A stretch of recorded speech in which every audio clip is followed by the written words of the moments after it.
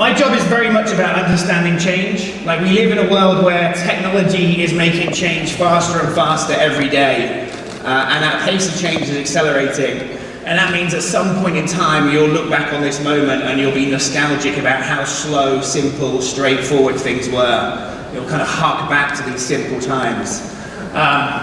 And we need to be wary when we look at change that not everything is changing. It's really easy to go out there and say everything is totally different, everything is changing, the world's going to be totally different. If you're selling coffee through grocery stores, you know, the idea that you're either a startup or a leave behind is not necessarily that true. Your business may maintain. So it's my job to sort of help our clients understand that change, understand what's not changing, understanding what the opportunities are and what the threats are. And I kind of do that by provoking a debate. Like, I'm only 37, so I don't really have any of the answers at all. But I've got some really good questions. So I write in various different publications like TechCrunch, Advertising Age, The Guardian, and I talk a lot about the change in the world with the hope that people can come to me and say that I'm wrong. So this presentation is just lots of beliefs that I have that I'd like you to talk to me about later on in little breakout sessions. The quote there on the right is something that I wrote for TechCrunch, which went viral and has been used quite a lot in presentations around the world.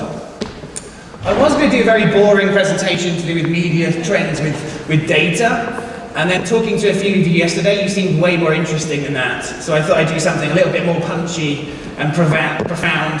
And I've never done this presentation before, so if I mess up halfway through, that's why. But I just thought I'd go for it and go big or go home.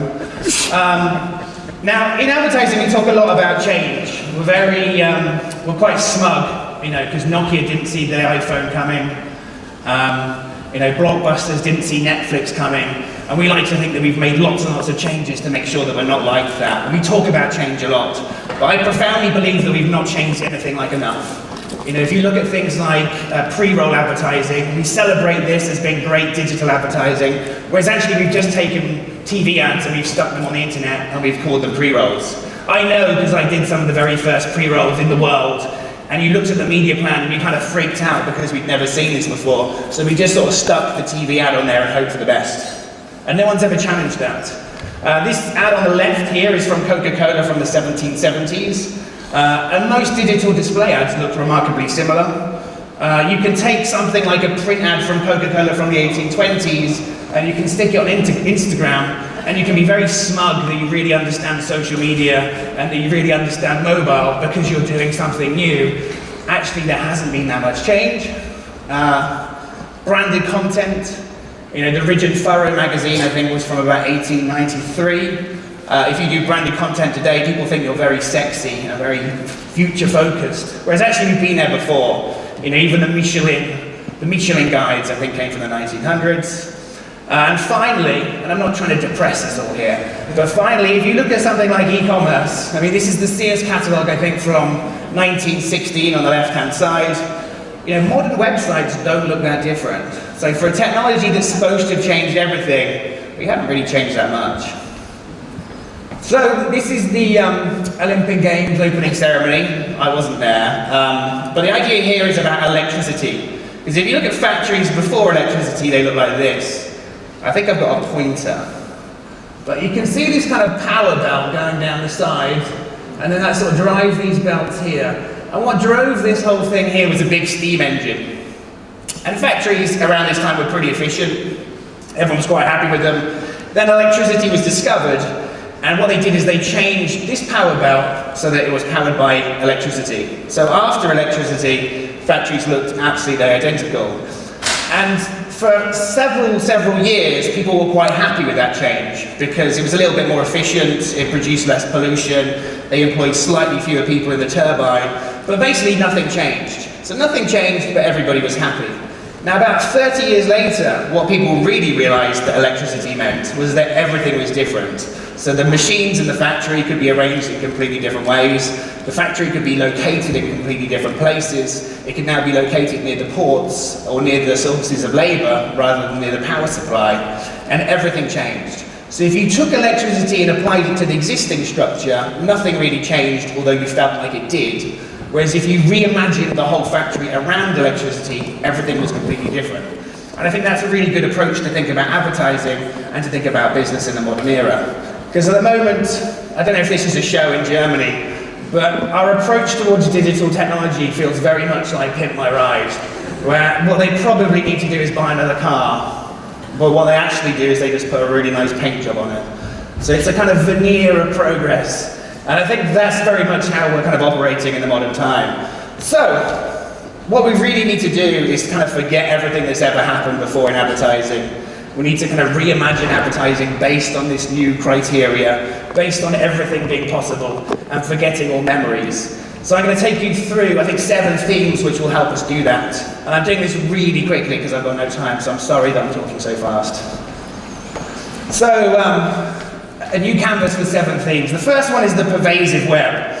Now, I remember when you used to go online, it was like a place that you went to. You'd sort of wait for your sister to get off the phone, you'd sort of plug in a modem, you'd get the sort of intro music to the internet, which is that sort of scratchy tune. You'd go on the internet for about 5 minutes, and then you'd go offline, do something else, and you'd realise you'd forgotten to do something, so you had to go back online again. It was a real pain. It's not like that anymore. So if you speak to a 40-year-old and say, you know, how many hours a day do you go online for? They'll say, yeah, a couple of hours. If you speak to a 16-year-old, they'll give you a slightly greater number because they're slightly more involved with the internet. If you ask like an 11-year-old, they'll just say what? Because for them, for there to be a concept of offline, there would have to be a concept of online, and it just doesn't really exist for them. So routinely in our industry and in all of our businesses, when we're talking about the internet like it's a thing, we should just forget that it's a thing and just think of it as the modern environment.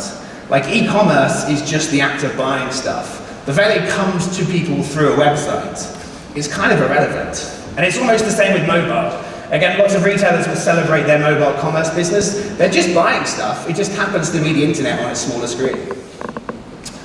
In fact, if you talk to people about their internet use, I don't know if you've seen this before, but there are many, many people in places like Thailand and Myanmar who don't think they use the internet, but they definitely use Facebook.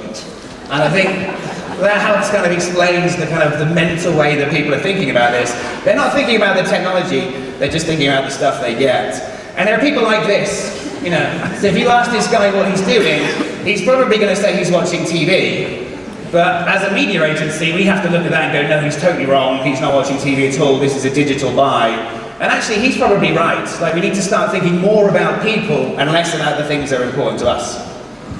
And there are lots of devices like the Echo, I don't know if any of you have got this, but the internet is kind of weaving itself into our life. Like, the internet is not being something that's in the background, it's something that's a kind of ambient, pervasive power around us.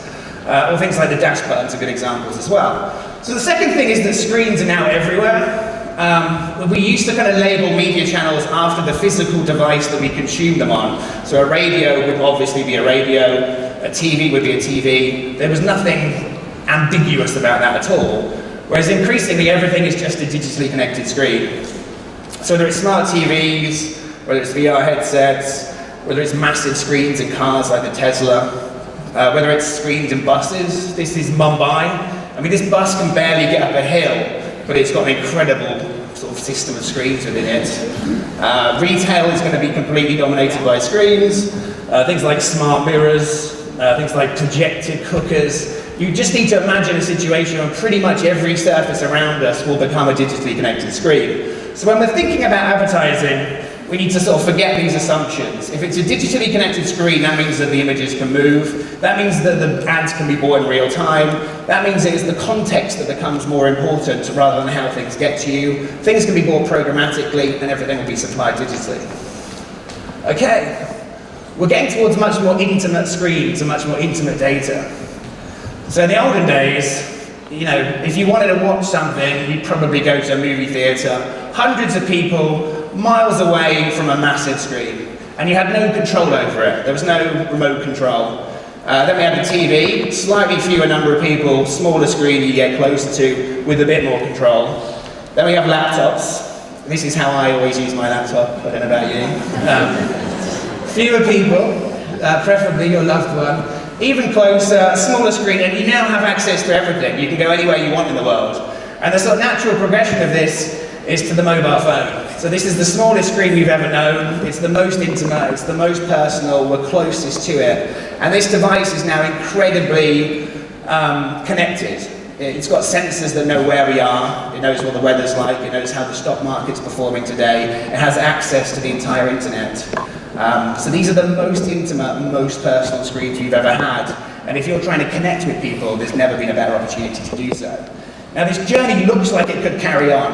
So in theory, smartwatches become even smaller, even closer, even more personal. And then the kind of ultimate destination, according to this logic, would be VR. You know, my mum always used to tell me off for sitting too close to the TV. So I don't know how she'll feel about a VR headset on my face. And if you think people look stupid on public transport staring at their phones, imagine how it's going to look like if your whole carriage is full of people like this. Number 4 from 7. We're more mediated, so we just consume a lot more media in our life. Sometimes we're doing 3 things at the same time. This is my only chart, but I love it, because we think that everything is different right now, and that media is really complex. Whereas actually, if you take all media that we consume today, and if you separate it only as mobile media and non-mobile media, the amount of non-mobile media we consume each day actually remains quite similar. There are subtle changes in it, where we watch slightly less TV, we consume slightly less print, but broadly speaking, it's flat. The big thing that's happened to our lives is that we've got this massive excess of media in our life that's come to us from the mobile device. Because what's happened is every single chance you get to check your phone, people basically take.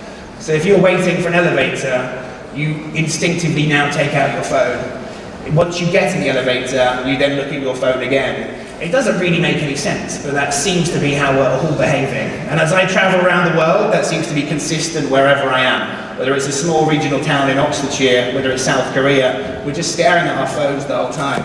Sometimes I get really tired and I'm in the living room and I'm looking at my phone and I think, oh, I need to go to bed now. And I'll go to bed and I'll check my phone again. Completely nonsense. And therefore you get pictures like this. I was in South Korea at the weekend, and the entire carriage was just full of people looking at their phone. There were 55 people, 54 of them were staring at their phone, and one of them was listening to music through their phone. And our phone's becoming our gateway to everything. So there are millions of apps that I can tell you all about, but the main essence is whether you're trying to change your central heating, change your music, change your lighting, feed your plants, open the door to your house. Increasingly, the phone is becoming the gateway to everything that we do. The 5th one is quite hard to do quickly, but the idea here is the internet is becoming thinner and more proactive. So in the olden days, you would search for information and it would come to you, whereas increasingly apps are running in the background and information pops up to you as and when you need it. So this is Dark Sky. I don't know if any of you have tried it. But it runs in the background of your phone, you never ever see it's there, and then if it's going to rain, it sends you a little message saying, Tom, it's about to rain. It's not quite perfect, because for some reason it always thinks I'm in New York, so sometimes I'll be in Berlin, and it'll tell me it's just about to rain in New York, which is not that helpful. But the idea here is bits of information that kind of nudge you. And increasingly our internet experience is one of these experiences that come to us. So things like instant messaging are becoming like a new portal, where rather than surfing around lots of different apps, all of this information is bubbling up to us. Increasingly it's going to be our way to book things like taxis, book hotels. There's notions of anticipatory computing, so Google now will start figuring out what you're likely to do next and then offer suggestions to you. Again, advertising used to be about creating demand. New technology is about telling you things that you didn't even know you wanted. And the kind of ultimate combination of this for the moment is very much in this bot landscape, where if you add together the technology of instant messaging plus artificial intelligence, you're now able to get really crappy customer service through an automated system of bots. And we've got technology like Cortana, Siri, Alexa, Google now. These are all anticipatory devices that are giving you messages as and when you need it. And my last chapter, the storefront is everywhere. So we used to assume that you went to shops, whereas now, thanks to our mobile devices, we can buy absolutely anything whenever we want. There are ads that you can now buy things directly from with a buy now button. With technology like Touch ID, which knows your address, knows your credit card details. There's no reason why you can't buy a single thing from every single ad that you see just by pressing your fingerprint. And things like the dash button are fascinating. So the general kind of theme here with the last topic is that the storefront is now everywhere. So you can now buy anything at any moment in time. The purchase funnel has gone from awareness down to purchase. It's now been reduced to pretty much a single decision. So I hope you enjoyed that. That's my Twitter handle if you want to follow me. I do like a monthly newsletter, and that's my email address if you want to ask me any questions. But thank you very much. Thank you.